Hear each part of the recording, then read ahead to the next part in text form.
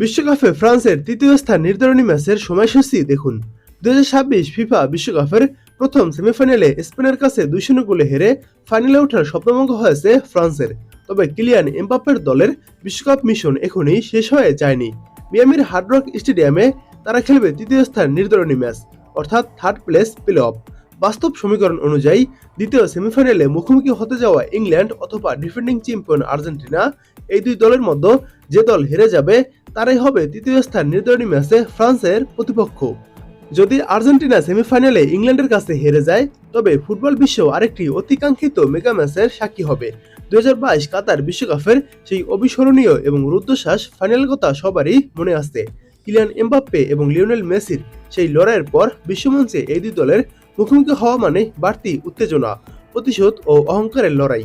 Final না হলেও bronze মেডেলের এই ম্যাচে ফ্রান্স চাইবে কাতার বিশ্বকাপের ফাইনালের ট্রাইব্রেকারে সেই হারের হিসাবটা কিছুটা হলেও চুকিয়ে নেয়ার।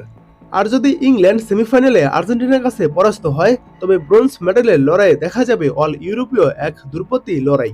জুড বেলিংহাম, হ্যারিকেনদের ইংল্যান্ড এবং এমবাপ্পে ডেম্বেলেদের ফ্রান্সের মধ্যকার ফুটবলীয় দ্বৈরথ সবসময় চরম গতিময় ও আকর্ষণীয় হয়। দুই দলের স্কোয়াডই বিশ্বসেরা তারকাদের নিয়ে ঠাসা, ইউরোপের শ্রেষ্ঠত্বের প্রমাণের মঞ্চ।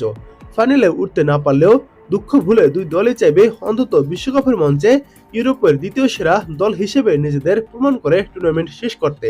কিলিয়ান এমবাপ্পের ফ্রান্সের সামনে সান্ত্বনার ব্রোঞ্জ মেডেল জেতার লড়াইয়ে আপনি কাকে প্রতিপক্ষ হিসেবে চান, ইংল্যান্ড নাকি আর্জেন্টিনাকে? অবশ্যই কমেন্ট করে জানাবেন। এবার দেখুন তৃতীয় স্থান নির্ধারণী ম্যাচটির সময়সূচি। ম্যাচটি শুরু হবে জুলাইয়ের 19 তারিখ বাংলাদেশ সময় রাত 3টায় মায়ামির হার্ড রক স্টেডিয়ামে মাঠে নামবে ফ্রান্স। প্রতিপক্ষ হতে পারে আর্জেন্টিনা কিংবা ইংল্যান্ড। অর্থাৎ ম্যাচটি শুরু হবে জুলাইয়ের 18 তারিখ দিবাগত রাত 3টায়।